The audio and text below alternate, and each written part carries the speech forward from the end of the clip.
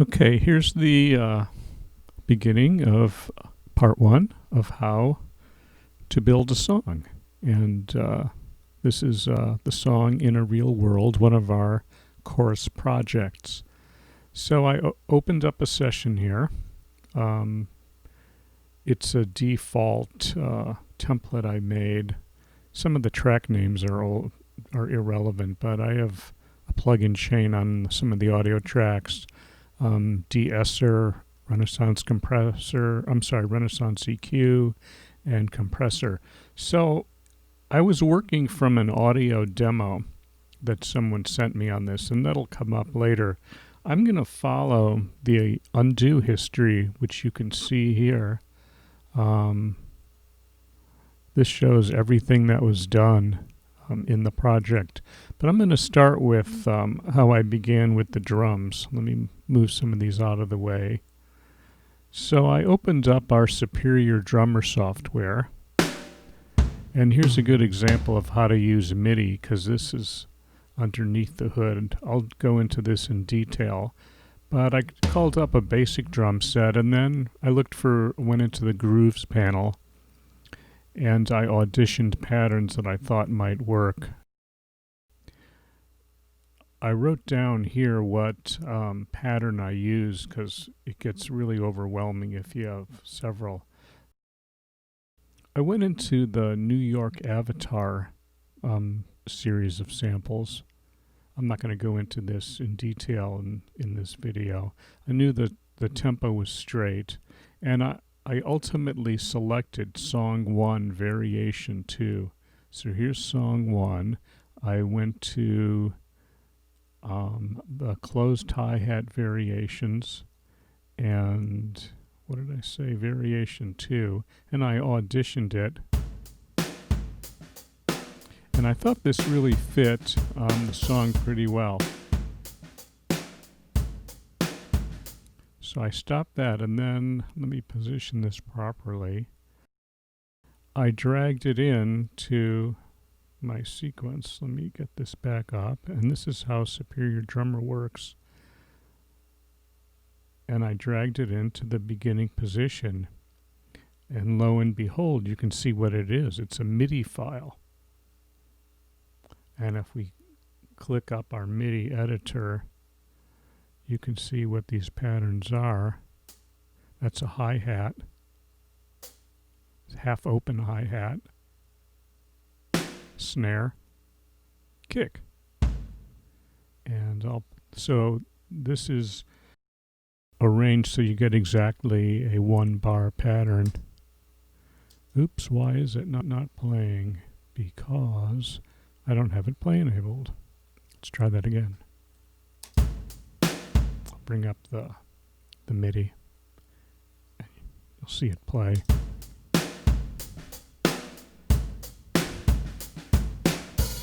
So what's really great about this, at this point, where's that open hat coming from?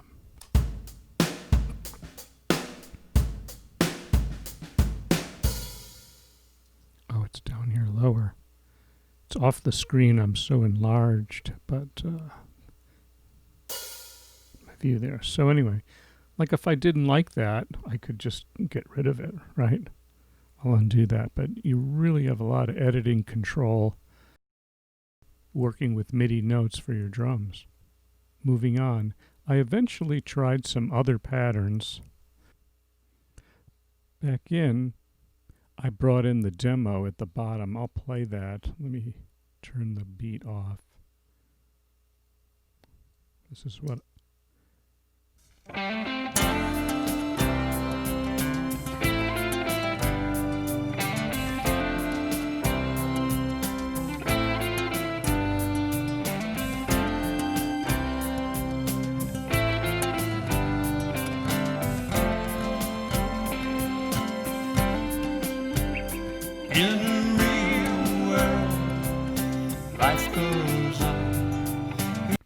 So not a bad demo. He did quite a bit there. At this point you can see, I'm going to turn off the demo. This was the first beat I brought in. I'm playing the top one there, song song 2.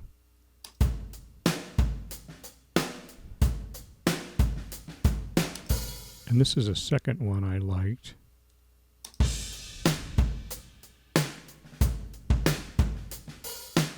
So similar groove, similar feel, but just different. So here we are jumping ahead, and I ended up using song 2, variation 20, for start, and I just made enough, that I thought would be more than I would need for the track. So how long does this go? This is 8 minutes, so way more than I needed. The way you do this, by the way, is you find a loop. It's designed to work within, these are 2 bars. So I'm going to copy this loop and show you how I did it. I copied the 2-bar range. I guess it wants me to do it in the timeline. I was trying to save time. Select the instrument. I'll do 88 measures. And I know what I did. I paste repeat is what we want. And it'll paste that loop for the range. So that's how I do it. And rather than using a loop tool like loop the region, you'll see that I'm going to mute some of these for fills later on when I develop the drum part more. I'm going to undo that. So that's off. At some point, I haven't matched the tempo yet because I know the demo is somewhere in between. Here I am a day or so later, and I still have my demo. I've got my drum track, but here I was experimenting with piano parts. The motif is my Yamaha keyboard controller, and I selected the dark grand patch, and this is the take I kept. It's just an idea. So we have the beat playing.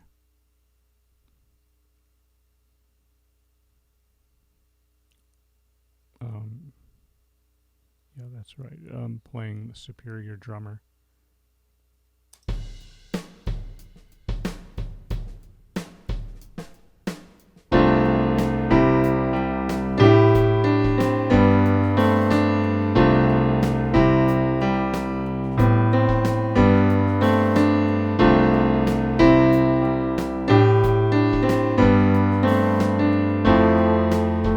Enlarge this a little bit.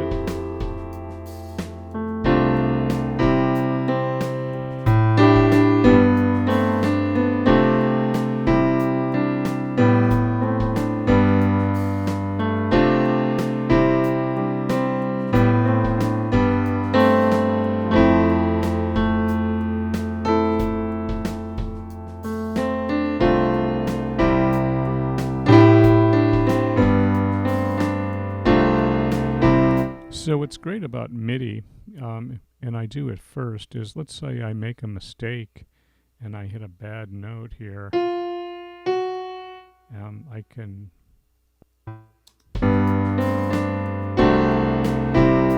it's easy to change, and they can be moved in time, forward or backwards. Huge control over the performance down to individual notes, timing, how long the note was held. Right? Could change the length of it. So in our MIDI lesson, this is why I work with MIDI. But this was my foundation for the song, and I ended up keeping some of the piano track. I'll see. This is part 1, so I have my foundation here. I worked out the chords. I made a chart. Copied a lot of the concepts from the demo, and found a working beat that loops for the entire song. So this is what we laid our foundation to. I'll end part 1 here. This is part 2 of the real world song development. This is a new day, and so I still have my piano part. I was experimenting with an organ part, and that's what the Nord is, a hardware sound module that I have. I'll play that and turn off my drums. Oops.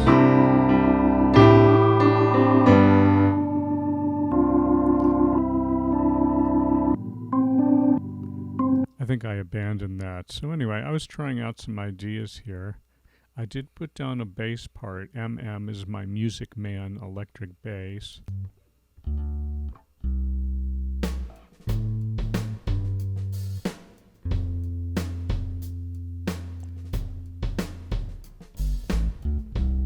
So I'm trying ideas here.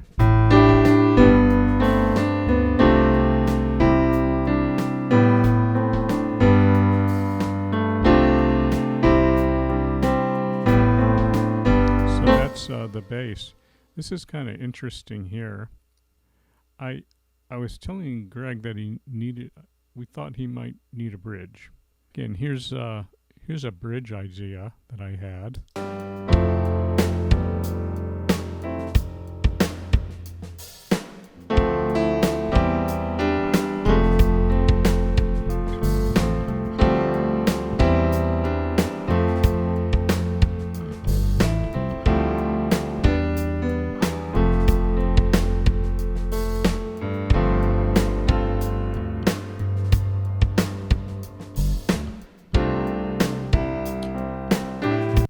Never made it into the song.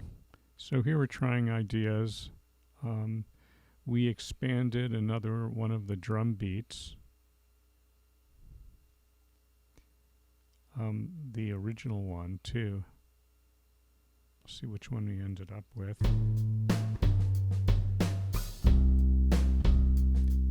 That's that one. They're similar. Moving on, we'll break there, find a new section. So here we are. The next step is Greg came in to play guitar.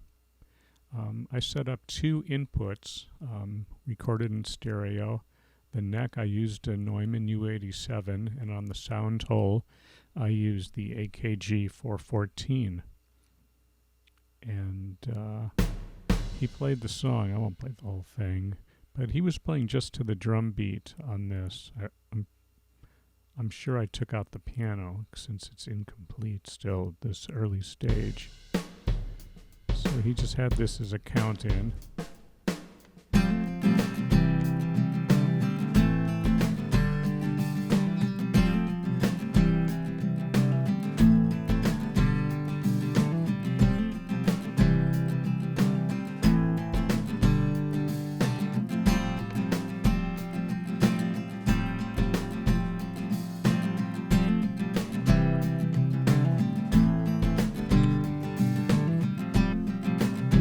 So, yeah, he played the song. At this point, I don't have any plugins in the track, and yeah, he went.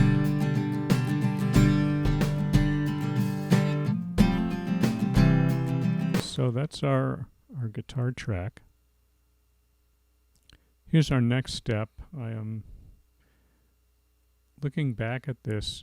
We did a paste. He liked the way he played one section, and we played it into multiple ones. Let me zoom in.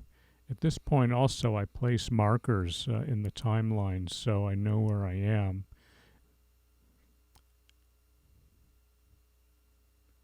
Yeah, I just, sang the verses and choruses.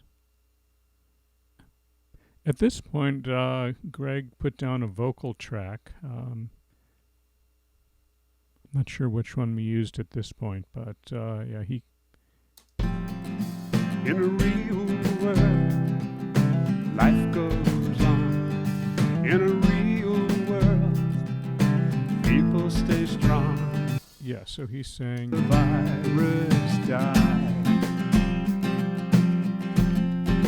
virus died. So actually you can hear the lyrics different. It was the virus died. Here we are a little bit later.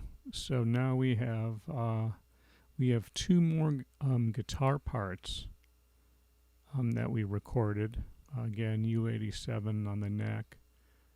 Number 2. Let's hear what we had there. I'm going to turn off those two. And we have a new vocal take. I'll play take 2. Skip the intro. Oh, actually, let's hear the new track, the guitar part.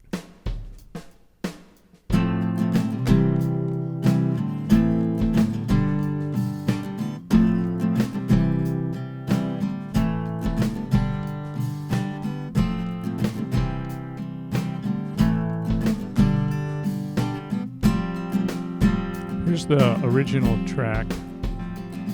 In a real world, life goes on. In a real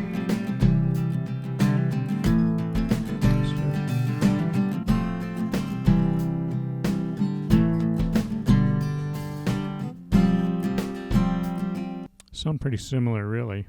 I really wanted him to play more breaks in it. Got some effect on this vocal. I'll turn that down. So yeah, we have, I can change the color. So I think we ended up using vocal take 2. We'll see. At this point, we decided to use different sections of the guitar, which you'll see in the assignment. This is how it looked before I rendered the tracks. So I'll go in this on the track menu and you can see it. Zoom back in here.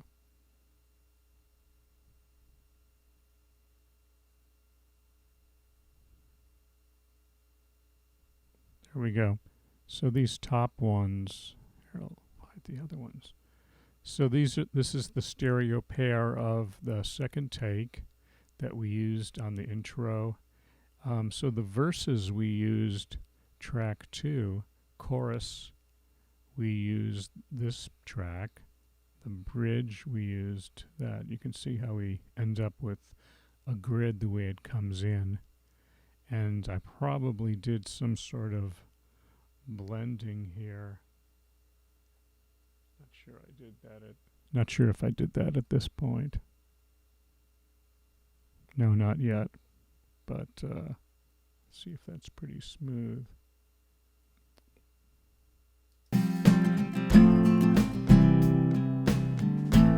Yeah, I might have smoothed that out later on, but we'll see. At this point, I have a full take on the bass. The M track, I'll bring that in for just a second.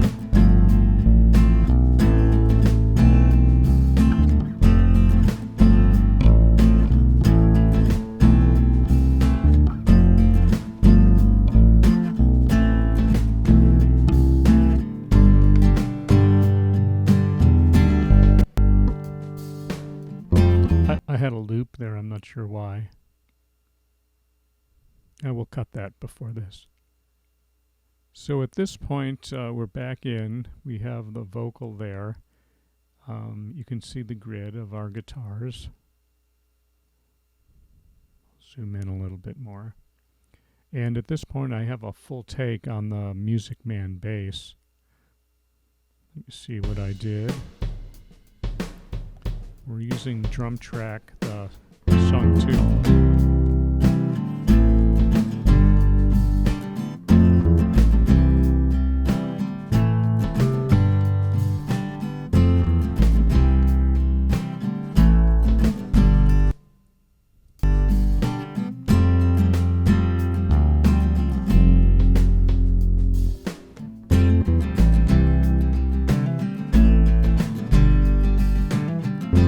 Yeah, so we have a full bass track, Still no piano though. I'm not playing my little demo that we did. Next step, I recorded a piano. I just add a MIDI track. Actually, I did a new take on this one and used the existing track. So take one, this was my original piece. I just selected new take, and that's take two. So in Digital Performer, you can have multiple takes hiding behind there. If you have a take behind there, you can name it what you want, but you'll see a dot there if there's multiple takes. So I might have tried a couple things and not kept them. But this might be my final one.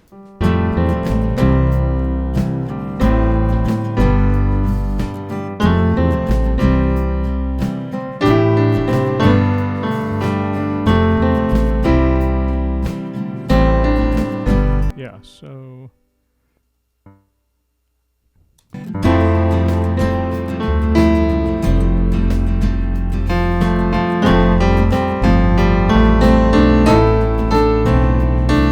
the bridge ended up, actually we did use it. It ended up being the dobro solo.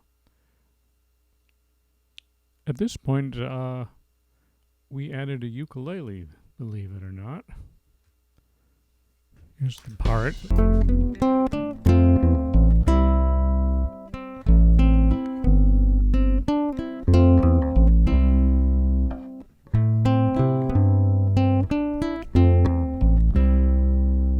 At this point, I added quite a few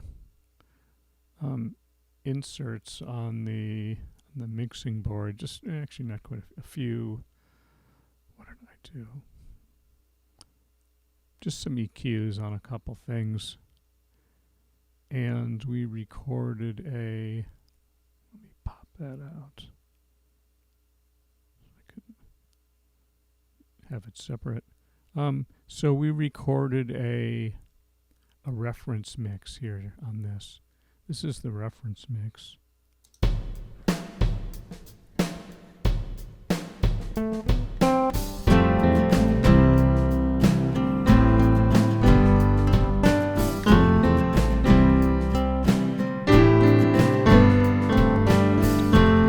So he comes in. I won't play the whole thing. In a real world, people stay strong. In a real world, I'm singing my song. So we had worked on the drums apparently, and I see about 50 or 60 commands in our undo history where we were pasting fills and floor tom-tom things, muting and unmuting, and I'll show you what this means. Dragging notes. We did a lot of editing on the drums. Changed velocities on some hits. Yeah, we really worked on this a lot. Let me click further ahead. At this point, we had done a lot of work on the drums.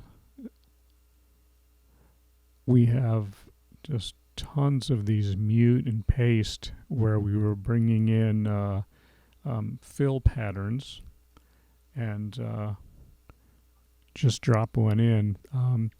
This was sort of a ride cymbal variation, and we have a grid like we did on the guitar track. Bring this in, see if we can see it. Oh, actually, I don't want to do, this is the MIDI editor. We'll look at this in the sequence editor.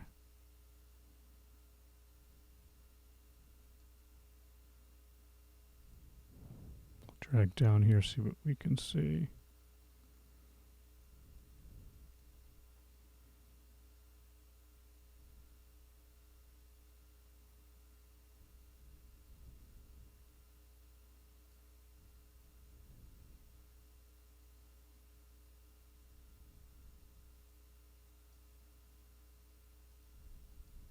Oh, there we go. Yeah, this is hard to look at, but some of these are muted. If you drag over a pattern and hold the M key, it will mute it. So it's pretty tedious, but we put together, the drums, and they're starting to take shape at this point. I'll play a little bit of that.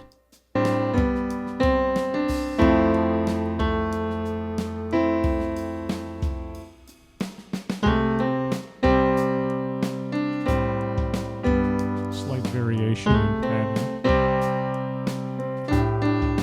Then it will go back to the bar of the ride pattern.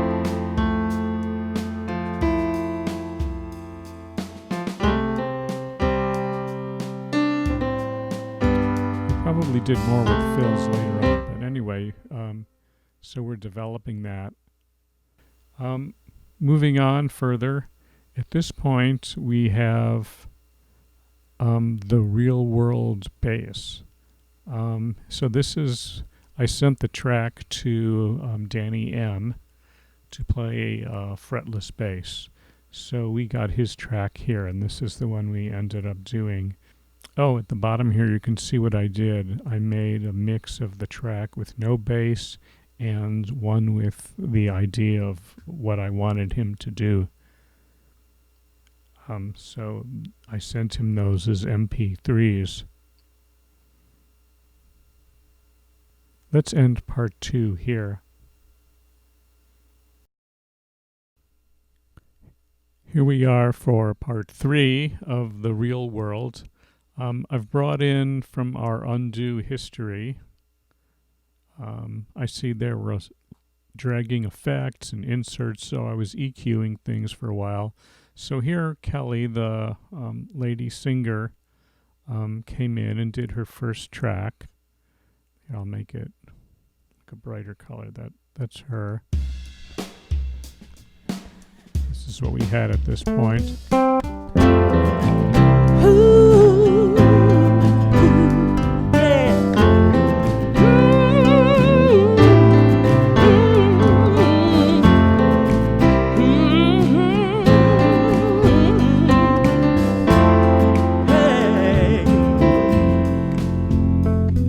In a real world, life goes on. In a real world. So she's singing there. So here we did some corrections. Sometimes these were moved in time, like she sang out of time with Greg.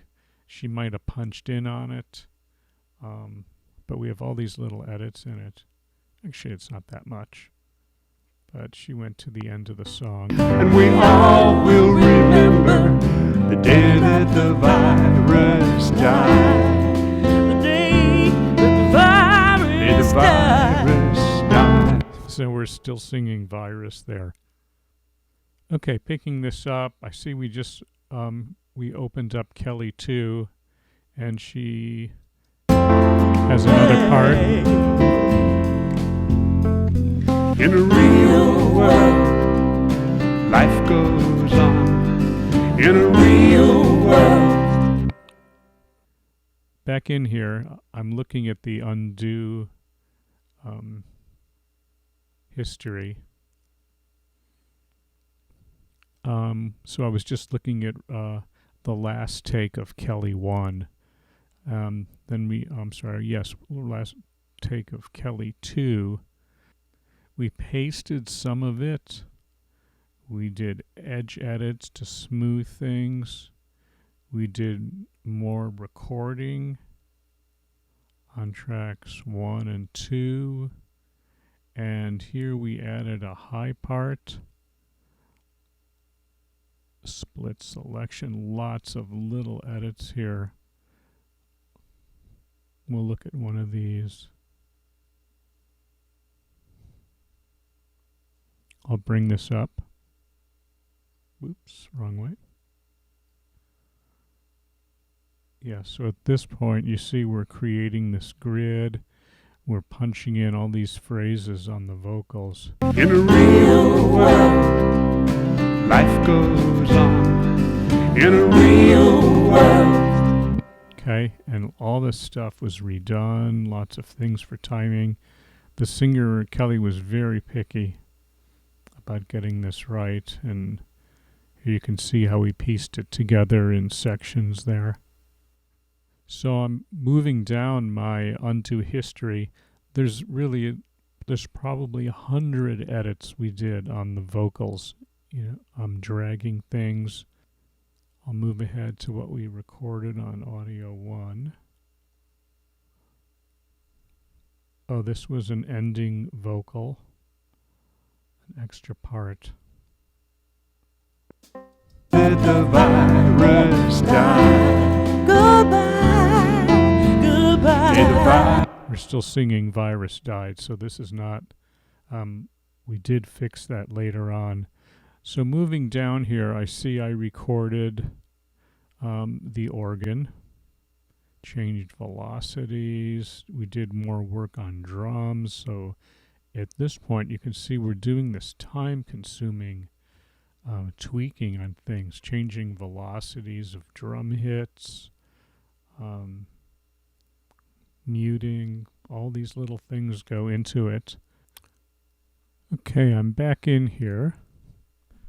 At this point, we have, I have recorded the organ in MIDI. I finished the take, and I wanted to capture it as an audio file because the organ, the sound, the thing that created the sound is it's a little rack unit here in my studio, so I wouldn't have been able to take it or preserve it in any way. But let me show you something here. Actually, I'll play it. You can hear the organ. Here's the MIDI.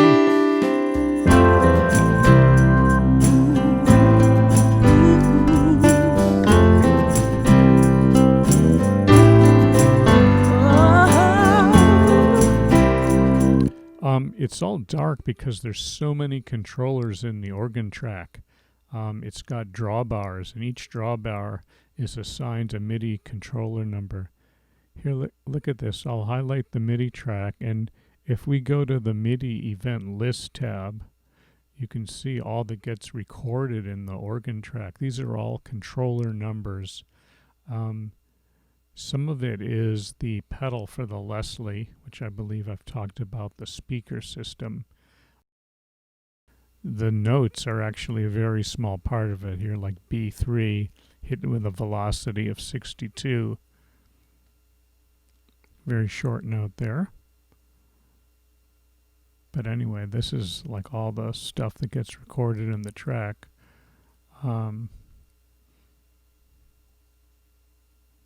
If you want to see another example, I'll look at the piano track while we're doing MIDI. I'm highlighting the piano MIDI track, which is not yet captured to audio.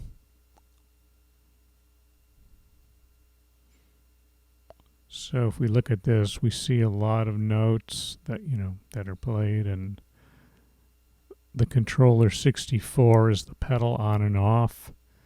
Notes, their velocity, their duration. So this is what gets recorded in a MIDI track. When it was played, measure 13, beat 4, 464 ticks. There's 479 ticks in a quarter note is how MIDI works. Again, velocity, duration, the note that was hit.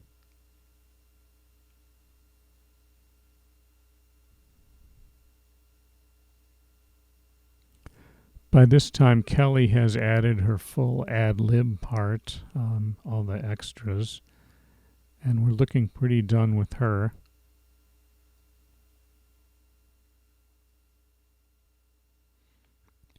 Moving on a little later, I went down a real dead-end street here with a Stratocaster track, feeling it needed a little more fills and interest to work with the vocal, so I'll solo some things.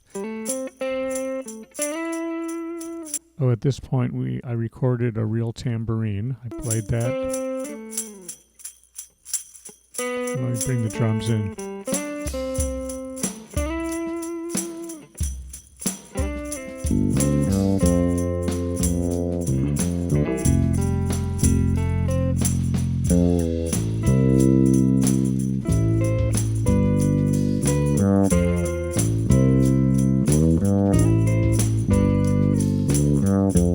So that's a track that never made it. Back in a little bit later, at this point I decided to go with the dobro. So I made the track there. I recorded the take. This is it here at the bottom there. So I played through it, and then listening to it, we decided to mute. I just overplayed, and we wanted it to drop out there. The way to do this in Digital Performer is you can just highlight a region you want to mute. I do Command Y, and it isolates it. And then the mute key will give you an X, and it's quickly muted. And what's nice about this, doing it this way, I'm undoing that.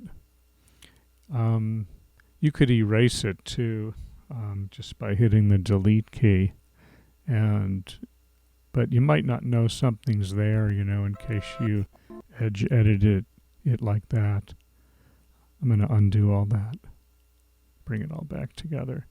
So, we went through, and sometimes there's mistakes. Sometimes I didn't do any comping on this, but you can see I did 3 takes of it, and we decided to just work with this one, I believe. At this point, we have a pretty finished drum track as well. We've brought in more fills, muted parts where we had the fills. See if I can play some of that. I'm soloing it.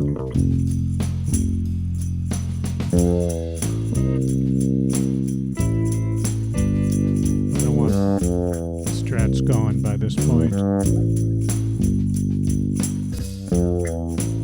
I'll jump ahead. There's some fills up here. We added a new fill track.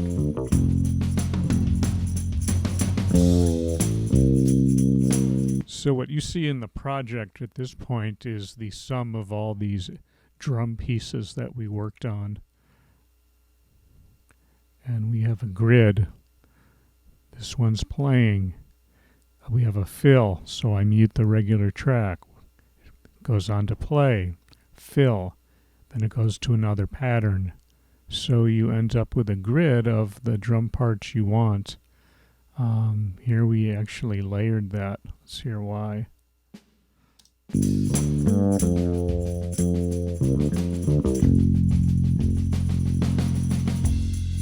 Yeah, I like the way that worked on top of that snare fill. I'll just bring you back in on our one of the things I'd like you to take away from this is these details just can take up 90% of your time. Here we were editing notes and audio clips, change byte gain. In Digital Performer, you can, once you isolate a region, you can quickly change. I'll show you that when I'm done here. You can change its level without writing automation. It's such a huge time saver, a great feature. Continuous data on ad lib, so that's volume we're doing, I'm sure. Yeah, I was dragging notes and the level there. I added a plug-in on the Superior Drummer track. I copied effect settings from one track to another. I recorded more dobro.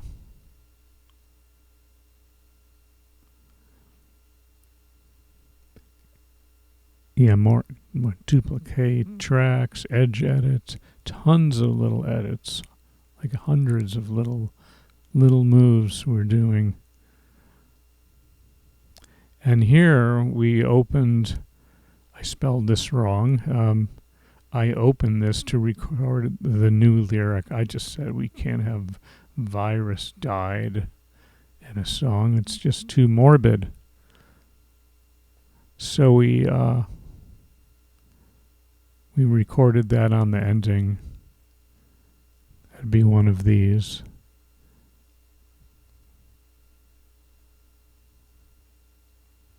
So this is an image of our overview of our final version.